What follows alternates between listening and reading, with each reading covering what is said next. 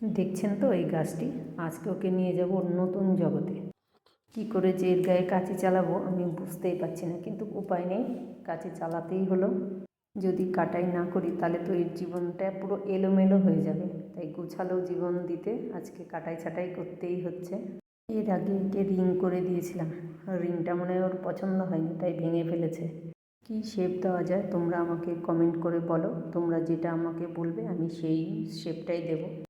এখানে দুই ধরনের অপরাজিতা ফুল গাছ আছে, ভাবছি এখানে এর পাশে আরও অন্য রকমের কয়েকটা কালারিং ফুল লাগিয়ে দেবো অপরাজিতার। তোমরা কি বলছো বন্ধুরা? গাছের গোড়ায় যে পুজোর ফুলগুলো ছিল সবগুলো তুলে বালতিতে রেখে নিচ্ছি, পরে আবার এগুলোকে কাজে লাগাবো।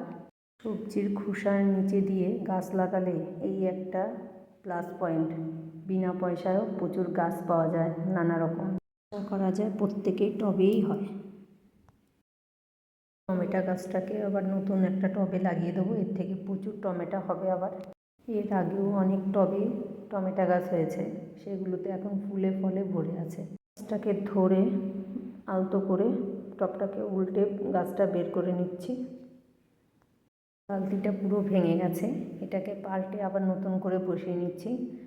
এই মাটিটা বেরিয়েছে, এই মাটিটা আমি ব্যবহার করব না, এর মধ্যে প্রচণ্ড পরিমাণে পিঁপড়ে হয়ে গেছে। এই মাটিটা পাল্টে আমি নতুন করে মাটিতে বসাবো। 5 দিন আগেই মাটি রেডি করে রেখে দিয়েছি। মাটির রেশিওটা হচ্ছে 1 টব মাটি, হাফ টব গোবর সার আর হাফ টব হচ্ছে পাতা পচা সার।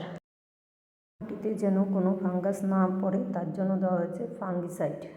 বালতিটায় আমি গাছ লাগাবো, বালতিটায় 6 থেকে 7টা ছিদ্র করে নিলাম, ছিদ্রগুলো পাঁচশোলা দিয়ে ঢেকে দিচ্ছি। খোলামকুচি হিসেবে পাঁচশোলা ব্যবহার করলাম, প্রত্যেকটা ছিদ্রতেই একটা একটা করে ব্যবহার করছি।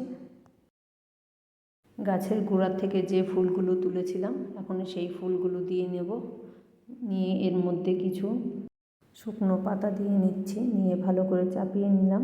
চাপিয়ে দিয়ে এর মধ্যে মাটি দিয়ে দিচ্ছি, একেবারেই পুরো ভর্তি করব না, কিছুটা ফাঁকা রেখে এরপরে গাছটা বসিয়ে নেব। এবার গাছের গোড়াটাকে একটু শোধন করে নিচ্ছি, গাছটাকে ভালো করে ধুয়ে নিয়ে এর মধ্যে একটু জল দিয়ে এতে একটু অল্প পরিমাণে ফাঙ্গিসাইড দিয়ে ভালো করে পরিষ্কার করে নিই। গাছটাকে ছাড়িয়ে নিয়ে বসিয়ে দিচ্ছি, একটু ফাঁকা ফাঁকা করে লাগাবো, তাহলে গাছটার গ্রোথ ভালো হবে, একটার সাথে আরেকটা লাগবে না।